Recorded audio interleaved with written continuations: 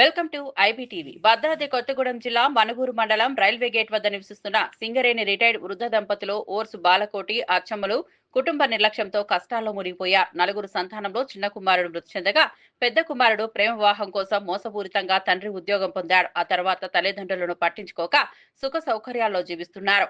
ప్రస్తుతం అచ్చమ్మ అనారోగ్యంతో సింగరేణి కొత్తగూడెం హైదరాబాద్ లో చికిత్స పొందుతూ పరిస్థితి విషమించింది. స్థానిక ఎమ్మెల్యే పాయం వెంకటేశ్వర్లు ఇంటి పక్కనే ఉన్న పలుమార్లు పోలీసులకు ఫిర్యాదు చేసినా సమస్య పరిష్కారం కాలేదని కుటుంబ సభ్యులు వాపోతున్నారు. మా కొడుకు మమ్మల్ని ఏమాత్రం కూడా పట్టించుకోవట్లేదు. కాబట్టి మీరు మమ్మల్ని దయచేసి మమ్మల్ని ఇది ఏ రకంగా ఒక దారిలో పెట్టాలని చెప్తున్నాను. నా పేరు వచ్చి బాలకోటి, నా కొడుకు పేరు రాములు, రోజు రాములు అండి. మేము ఉండేది మనుగూరి.